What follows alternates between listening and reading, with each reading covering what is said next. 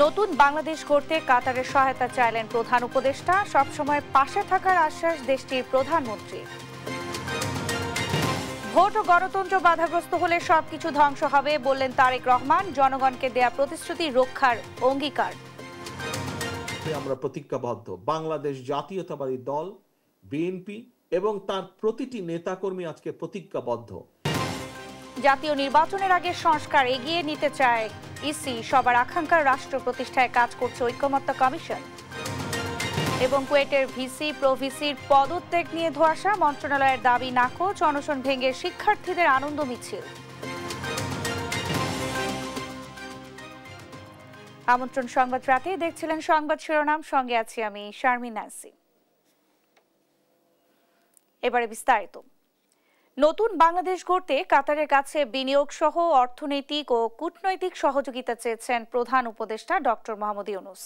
আর দেশটির প্রধানমন্ত্রী শেখ মোহাম্মদ বিন আব্দুল রহমান বিন Jasim Al Thani বলেছেন, বাংলাদেশ কাতার সম্পর্ক নতুন উচ্চতায় পৌঁছাবে। কাতারে দুই নেতার সাক্ষাতে এমন নানা বিষয়ে আলোচনা হয়। এদিকে বাংলাদেশকে অর্থনৈতিক হাব হিসেবে তৈরির চেষ্টায় ইতিবাচক সাড়া মিলেছে বলে জানিয়েছেন প্রধান উপদেষ্টার প্রেস সচিব। সাইফুর রিপনের প্রতিবেদন। বৃহস্পতিবার কাতারের দোহায় প্রধানমন্ত্রীর কার্যালয়ে দেশটির প্রধানমন্ত্রী শেখ মোহাম্মদ বিন আব্দুল রহমান বিন জসিম আল থানির সঙ্গে সাক্ষাৎ করেন প্রধান উপদেষ্টা ডক্টর মোহাম্মদ ইউনূস। এ সময় নতুন বাংলাদেশ গড়তে বিনিয়োগ করা সহ অর্থনৈতিক ও কূটনৈতিক সহযোগিতা চান প্রধান উপদেষ্টা। পারস্পরিক সহযোগিতা বাড়াতে প্রধান উপদেষ্টাকে উচ্চ পর্যায়ের কারিগরি দল পাঠানোর পরামর্শ দেন কাতারের প্রধানমন্ত্রী। এ সময় আর্থনা সামিটের সাইডলাইনে উচ্চ পর্যায়ের বৈঠকের জন্য কাতারের প্রধানমন্ত্রীকে ধন্যবাদ জানিয়ে রোহিঙ্গা প্রত্যাবাসনে পুনরায় সহযোগিতা চান প্রধান উপদেষ্টা। এদিন কাতারের একটি হোটেলে প্রবাসী বাংলাদেশিদের সঙ্গেও মতবিনিময় করেন প্রধান উপদেষ্টা। দেশের অর্থনীতিকে মজবুত রাখতে ভূমিকা রাখায় প্রবাসীদের ধন্যবাদ জানান ডক্টর মোহাম্মদ ইউনূস। পুরো অর্থনীতি চলতেছে, কত মাল আমরা পাঠাতে পারলাম, কত সস্তায় পাঠাতে পারলাম। সস্তায় পাঠাতে না পারলে আমাদের জিনিস মানুষ কিনবে না, তো আমরা এই দাম তো গ্রাহকের কাছ থেকে আমার নিতে হবে। আমরা একটা অ্যাপ বাইর করতেছি, যারা প্রবাসী আছেন দুনিয়ার সব দেশে, তাদের জন্য যার যার জগতের একটা আলাদা অ্যাপের মধ্যে আপনি সমস্ত বর্ণনা দেবেন, আপনি কি করতে চান, কি করতেছেন, কি হলে ভালো হবে, পরামর্শ দিতে চান পরামর্শ দিতে পারেন, অথবা বলবেন এটা হলে আমি এটা করে দিতে পারবো। আমরা শুধু খোপগুলো বানিয়ে দেবো, খোপগুলো বানিয়ে দিলে এই জিনিস, যাতে করে আপনাদের সঙ্গে আমাদের কন্টিনিউয়াস ইন্টারাকশন হয়। প্রধান উপদেষ্টার চতুর্থ দিনের কর্মসূচি নিয়ে সাংবাদিকদের সঙ্গে কথা বলেন প্রধান উপদেষ্টার প্রেস সচিব। রোহিঙ্গা ক্রাইসিসের জন্য তাদের সাপোর্ট চেয়েছেন এবং কাতারও বলেছেন যে হ্যাঁ আমাদেরকে এই বিষয়ে যাতে এটা একটা সাস্টেনেবল সলিউশন হয় এবং এই ফলে যাতে রোহিঙ্গারা তাদের দেশে ডিগনিটির সাথে ফিরে যেতে পারে। কাতার সরকারের ইতিবাচক সাড়া পাওয়া গেছে বলেও জানান শফিকুল আলম। উনি ইন্টারিম গভর্নমেন্ট একটা ম্যানুফ্যাকচারিং ইকোনমিক হাব বানাতে চান। এটা শুধু বাংলাদেশের জন্য না, এটা পুরো রিজিয়নের জন্য। সাইফুল রিপন, দেশ টিভি, ঢাকা। যে কোনো মূল্যে দেশে গণতন্ত্র ও ভোটের অধিকার প্রতিষ্ঠার আহ্বান জানিয়েছেন বিএনপির ভারপ্রাপ্ত চেয়ারম্যান তারেক রহমান। বৃহস্পতিবার দিনাজপুর, ঠাকুরগাঁও ও পঞ্চগড়ে ৩১ দফা ও জনসম্পৃক্তি শীর্ষক কর্মশালায় তিনি এই আহ্বান জানান। বলেন, জনগণের চাওয়ার সঙ্গে একটি মহলের চাওয়ার পার্থক্য রয়েছে। ৩১ দফা নিয়ে জনগণের কাছে যেতে নেতাকর্মীদের নির্দেশনাও দেন তারেক রহমান। আপন উপর রিপোর্ট। দিনাজপুর, ঠাকুরগাঁও ও পঞ্চগড়ে অনুষ্ঠিত হয়েছে বিএনপির ৩১ দফা ও জনসম্পৃক্তি শীর্ষক কর্মশালা। অনুষ্ঠানে ভার্চুয়ালি যুক্ত হয়ে বক্তব্য রাখেন দলটির মহাসচিব মির্জা ফখরুল ইসলাম আলমগীর। তিনি বলেন, সামনে নির্বাচন মাথায় রেখে সব নেতাকর্মীদের ঐক্যবদ্ধভাবে এগিয়ে যেতে হবে। অনুষ্ঠানে প্রধান অতিথি হিসেবে ভার্চুয়ালি যুক্ত হয়ে বক্তব্য রাখেন বিএনপির ভারপ্রাপ্ত চেয়ারম্যান তারেক রহমান। বলেন, ৩১ দফায় দেয়া প্রতিশ্রুতি বাস্তবায়নে বদ্ধপরিকর বিএনপি। তিনি বলেন, কোনোভাবেই যেন গণতন্ত্রের উত্তরণ বাধাগ্রস্ত না হয়। বাধাগ্রস্ত হলে সবকিছু ধ্বংস হয়ে যাবে। কোনোভাবেই যাতে গণতন্ত্রের উত্তরণ, মানুষের ভোটের অধিকার, রাজনৈতিক অধিকার বাধাগ্রস্ত না হয়। কারণ মানুষের গণতান্ত্রিক অধিকার এবং রাজনৈতিক অধিকার যদি বাধাগ্রস্ত হয়, সব কিছু তাহলে ধ্বংস হয়ে যাবে, সব কিছু বাধাগ্রস্ত হবে। এ সময় তারেক রহমান আরো বলেন, মানুষের ভোটের অধিকার নিশ্চিতের মাধ্যমে অর্থনৈতিক স্বাধীনতাকে প্রতিষ্ঠিত করতে হবে। বাংলাদেশে যে কোনো মূল্যে মানুষের ভোটের অধিকারকে প্রতিষ্ঠিত করতে হবে।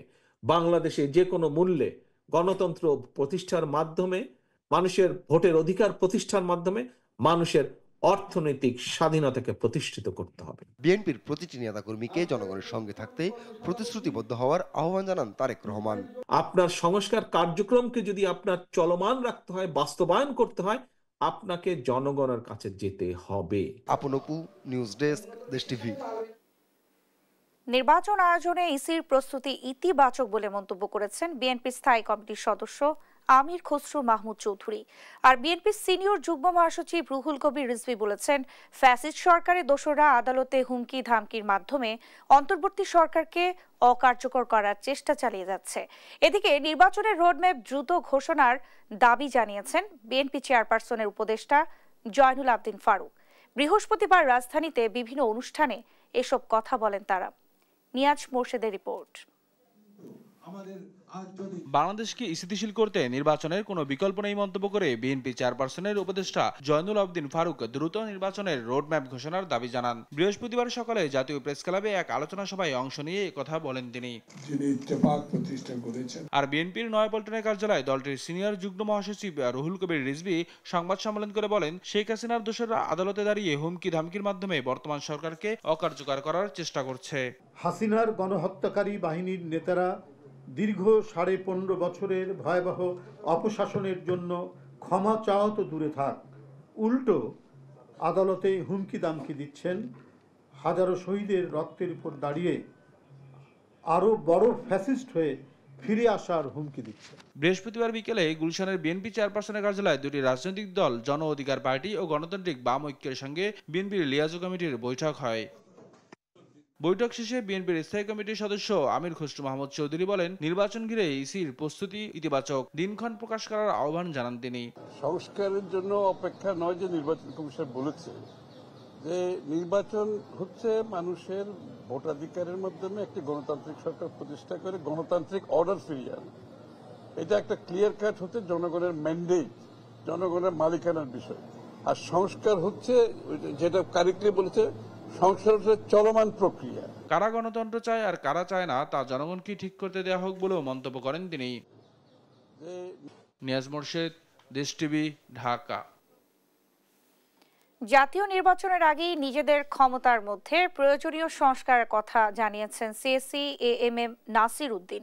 অস্ট্রেলিয়ার হাই কমিশনারের সঙ্গে বৈঠকে আগামী নির্বাচনের প্রস্তুতি ও সংস্কার নিয়ে কথা বলেন তিনি।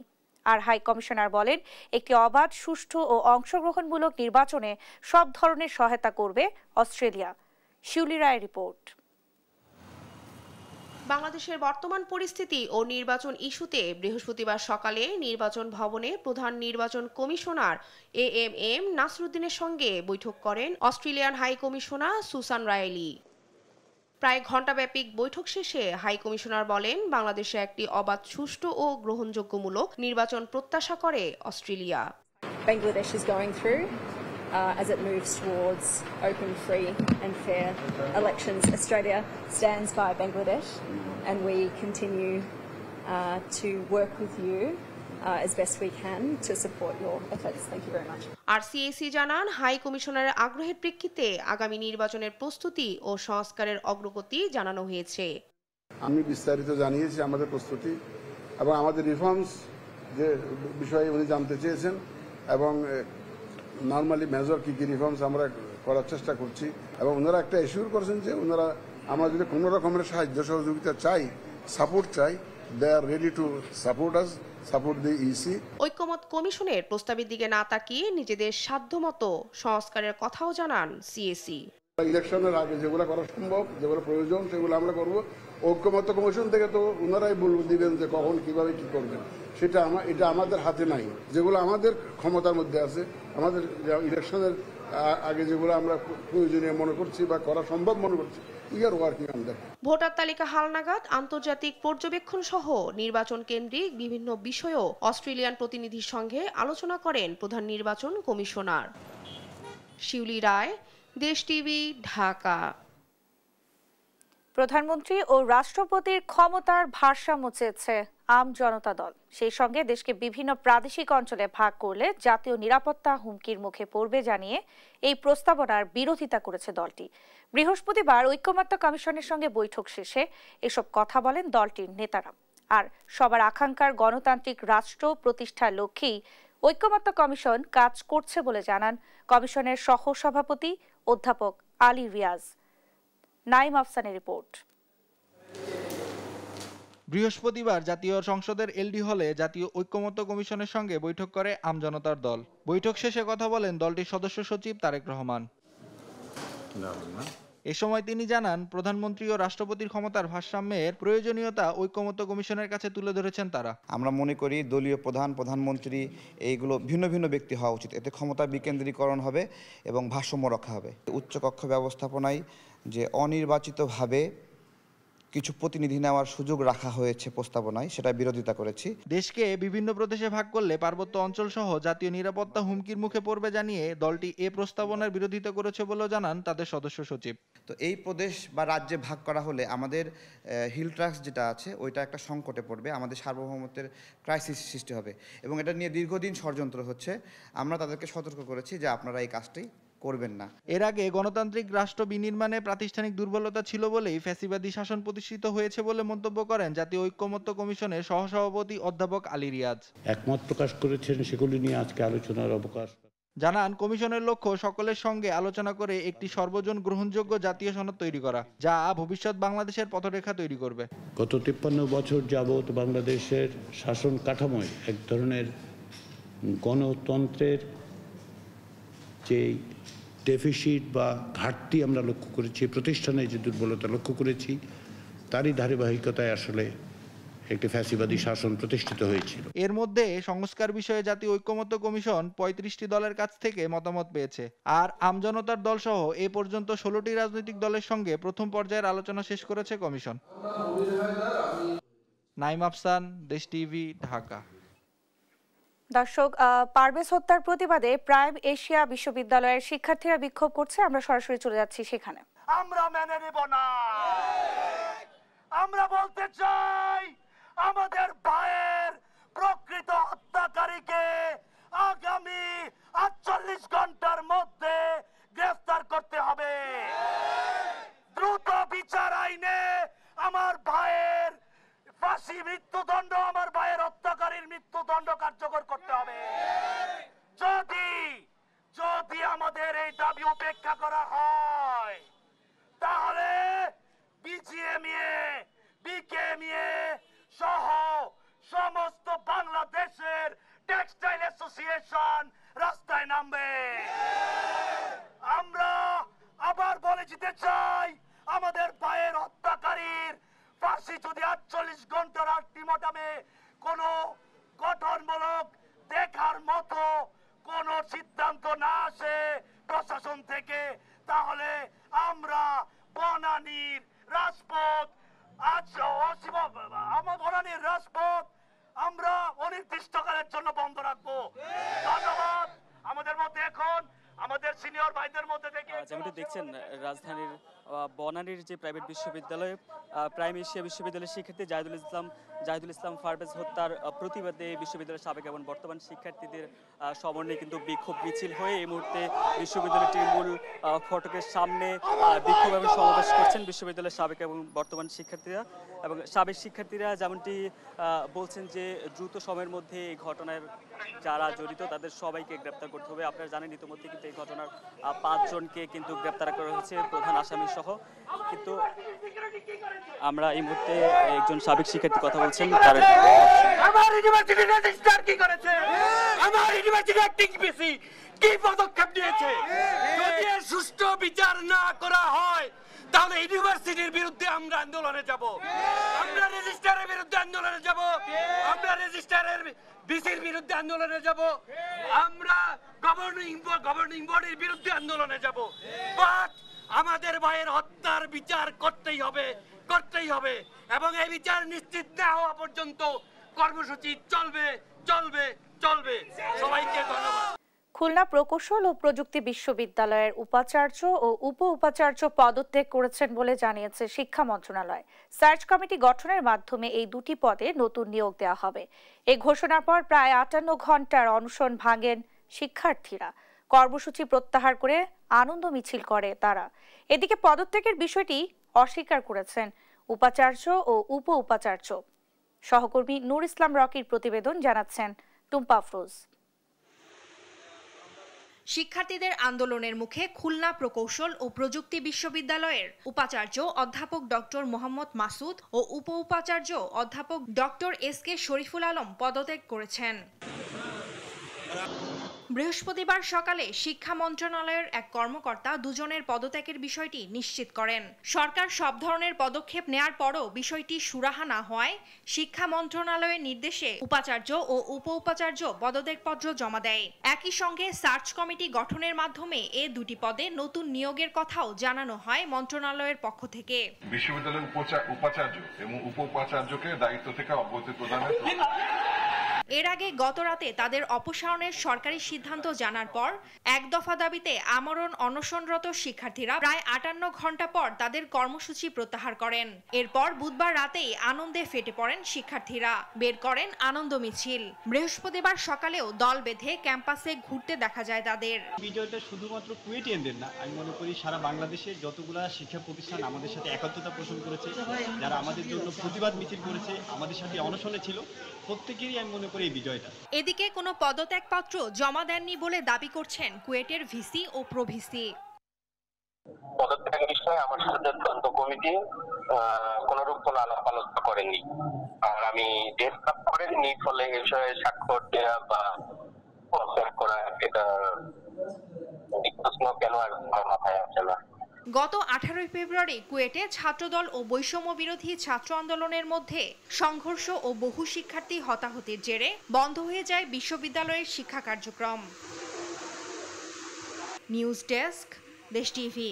গত 15 বছর স্বাধীনভাবে কেউ কোনো কথা বলতে পারেনি উল্লেখ করে শিক্ষা উপদেষ্টা ডক্টর চৌধুরী রফিকুল আবরার বলেন, হেফাজতের নির্মম হত্যাকাণ্ডের বিভিন্ন প্রমাণ থাকার পরও কোনো প্রতিবাদ করা হয়নি। বিকেলে বিশ্ব বই ও কপিরাইট দিবস উপলক্ষে বিশ্ব সাহিত্য কেন্দ্রে আয়োজিত এক অনুষ্ঠানে প্রধান অতিথির বক্তব্যে তিনি কথা বলেন। শিক্ষা উপদেষ্টা বলেন, বিভিন্ন ঝুঁকি থাকা সত্ত্বেও তিনি পত্রিকায় কলাম লেখার মাধ্যমে বিভিন্ন বিষয়ে সত্য তুলে ধরার চেষ্টা করেছেন। অনুষ্ঠানে তরুণ প্রজন্মকে বই পড়ার প্রতি গুরুত্ব তুলে ধরে বিশ্ব সাহিত্য কেন্দ্রের সভাপতি অধ্যাপক আব্দুল্লাহ আবু সাইদ বলেন, দেশের মানুষকে আলোকিত করতে হলে শুধু রাজধানী কেন্দ্রিক নয়, বই মেলা করতে হবে দেশের সকল জেলা ও উপজেলায়। সংবিধানের 116 অনুচ্ছেদের মাধ্যমে অধীনস্থ আদালতের উপর প্রধান বিচারপতি এবং আইন মন্ত্রণালয়ের দ্বৈত শাসন চলছে। সংবিধানের 116 অনুচ্ছেদের বাতিল না করে শুধু অধ্যাদেশের মাধ্যমে বিচার বিভাগ স্বাধীন করা সম্ভব নয় জানিয়ে আদালতে এই অনুচ্ছেদ বাতিল চেয়েছেন আইনজীবী শিশির মনির। 116 অনুচ্ছেদ বাতিল চেয়ে করা রিটের রুল শুনানির দ্বিতীয় দিন আদালতে এসব কথা বলেন তিনি। শিশির মনির বলেন, স্বাধীন সার্বভৌম আদালত থেকে বিচার পাওয়া নাগরিক অধিকার, কিন্তু দীর্ঘদিন ধরে অদৃশ্য হাতের অজুহাত দিয়ে বিচার বিভাগ নিয়ন্ত্রণ করা হচ্ছে। সুপ্রিম কোর্টের নিজস্ব সচিবালয় প্রতিষ্ঠা হলে তা অনেকটা নিয়ন্ত্রণ হবে। পরে পরবর্তী শুনানির জন্য মঙ্গল ও বুধবার দিন নির্ধারণ করেন আদালত। 2024 সালের 25 আগস্ট 10 জন আইনজীবীর পক্ষে অ্যাডভোকেট শিশির মনির হাইকোর্টে রিট আবেদন দাখিল করেন। আবেদনে 1972 সালের মূল সংবিধানের 116 অনুচ্ছেদ পুনরুদ্ধারের নির্দেশনা চাওয়া হয়, যেখানে সুপ্রিম কোর্টকে নিম্ন আদালতের বিচারকদের নিয়োগ, পদোন্নতি ও ছুটির বিষয়ে সিদ্ধান্ত নেয়ার ক্ষমতা দেওয়া হয়েছিল। শাসন চলছে, একদিকে হলো প্রধান বিচারপতির শাসন, আরেকদিকে হলো আইন মন্ত্রণালয়ের শাসন। এই দ্বৈত শাসন থেকে অধস্তন বিচারকদের মুক্ত করে একটি স্বাধীন সার্বভৌম শাসনের অধীন প্রধান বিচারপতির দপ্তরে সেপারেট সেক্রেটারি প্রতিষ্ঠা করে ন্যস্ত করা প্রয়োজন। অধ্যাদেশটি পরিপূর্ণভাবে বাস্তবায়িত হতে গেলে সংবিধানের 116 অনুচ্ছেদ আগে সংশোধন করতে হবে। 116 অনুচ্ছেদ সুরাহা করা ছাড়া শুধু অধ্যাদেশের মাধ্যমে বিচারিক ক্ষমতার পরিপূর্ণতা দেওয়া সম্ভব নয়। রাজধানীর মুগদা মেডিকেল কলেজ হাসপাতালে জাতীয় গোয়েন্দা সংস্থা এনএসআই, সেনাবাহিনী ও পুলিশের যৌথ অভিযানে 5 নারী সহ 22 জন দালালকে গ্রেফতার করা হয়েছে। পরে ভ্রাম্যমাণ আদালতের মাধ্যমে তাদের কারাগারে পাঠানো হয়। বৃহস্পতিবার ভোর থেকে মুগদা মেডিকেল কলেজ হাসপাতালে অভিযান চালায় যৌথ বাহিনী। এ সময় রোগীর ছদ্মবেশে মোট 22 জন দালালকে আটক করেন তারা। পরে ভ্রাম্যমাণ আদালতের মাধ্যমে 22 জনকে 15 দিনের বিনাশ্রম কারাদণ্ড দেওয়া হয়। ভ্রাম্যমাণ আদালত পরিচালনা করেন ঢাকা মহানগর পুলিশের মতিঝিল বিভাগের নির্বাহী ম্যাজিস্ট্রেট মহিদুর রহমান। তিনি জানান, হাসপাতালটিতে সেবা নিতে আসা মানুষদের বিভিন্ন প্রলোভন দেখিয়ে স্থানীয় বেসরকারি হাসপাতাল, ক্লিনিক ও ডায়াগনস্টিক সেন্টারে নিয়ে যায় এইসব দালালরা। পাবনায় আঞ্চলিক পাসপোর্ট অফিসে দুদকের অভিযানে ঘুষ লেনদেনের প্রমাণ পাওয়া গেছে। বৃহস্পতিবার সকাল 11:30 থেকে দুপুর 3টা পর্যন্ত এই অভিযান চলে। এর আগে বিভিন্ন গণমাধ্যম পাসপোর্ট অফিসে দালালদের দৌরাত্ম্য ও সেবাগ্রহীতাদের নানা বিড়ম্বনার চিত্র তুলে ধরার প্রেক্ষিতে দুর্নীতি দমন কমিশন সমন্বিত জেলা কার্যালয়ের সহকারী পরিচালক সাধন চন্দ্র সূত্রধরের নেতৃত্বে এ অভিযান পরিচালিত হয়। অভিযানে ঘুষ লেনদেনের বিশেষ সেলের সংকেতের মাধ্যমে অতিরিক্ত টাকা নিয়ে পাসপোর্ট করে দেওয়ার তথ্য প্রমাণ পায় দুদক। তারা বিকাশের মাধ্যমে লেনদেন করে একটা বিকাশের তথ্য আমরা পেয়েছি। সেই তথ্যটা সহকারী পরিচালক পাসপোর্ট অফিসের, তাকে আমরা দেখিয়েছি এবং এটা সত্যতা নির্ধারণ হয়েছে। আরও কিছু অভিযোগ আছে, সেটা হলো বিশেষ একটি সাইন থাকে পাসপোর্টের যে আবেদনটা থাকে, এই আবেদনের মধ্যে একটা বিশেষ সাইন থাকে, যে সাইনগুলো দেখলে দ্রুত গতিতে পাসপোর্ট অফিসের যে অধীনস্থ যারা কর্মকর্তা কর্মচারীরা থাকে তারা করে দেয়। এখন এই বিশেষ সিলটা কিসের জন্য দিয়েছে এর সদুত্তর কিন্তু সহকারী পরিচালক পাসপোর্ট অফিসের তিনি বলতে পারেননি। সম অধিকারের বাংলাদেশ গড়তে প্রধান উপদেষ্টার পরিকল্পনা সফল হবে বলে জানিয়েছেন সড়ক পরিবহন ও সেতু মন্ত্রণালয় বিষয়ক বিশেষ দূত শেখ মঈনুদ্দিন। বৃহস্পতিবার সকালে ঢাকা পরিবহন সমন্বয় কর্তৃপক্ষ ভবনে আয়োজিত নারীর জন্য নিরাপদ ও হয়রানিমুক্ত গণপরিবহন নিশ্চিত ক্যাম্পেইনের উদ্বোধনী অনুষ্ঠানে এ কথা জানান তিনি। ইউএন, ওমেন এবং সুইডিশ দূতাবাসের সহায়তায় মানুষের জন্য ফাউন্ডেশন আয়োজিত এই ক্যাম্পেইনের বিশেষ অতিথি সুইডিশ অ্যাম্বাসেডর নিকোলাস উইক্স বলেন, গণপরিবহনে এমন একটি সংস্কৃতি গড়ে তুলতে হবে যেখানে নারী হয়রানি কোনোভাবেই কাম্য নয়। এই ক্যাম্পেইনে বিআরটিসি, ঢাকা চাকা এবং নগর পরিবহনের কর্মীদের প্রশিক্ষণ দেওয়া হয়েছে। প্রতিশ্রুতিশীল সংগঠন কুষ্টিয়া সাংবাদিক ফোরাম ঢাকার বার্ষিক সাধারণ সভা, বিদায় সংবর্ধনা ও অভিষেক অনুষ্ঠান অনুষ্ঠিত হয়েছে। দুপুরে জাতীয় প্রেস ক্লাবে সদ্য বিদায়ী সভাপতি রেজওয়ানুল হক রাজার সভাপতিত্বে প্রথম সাধারণ সভা হয়।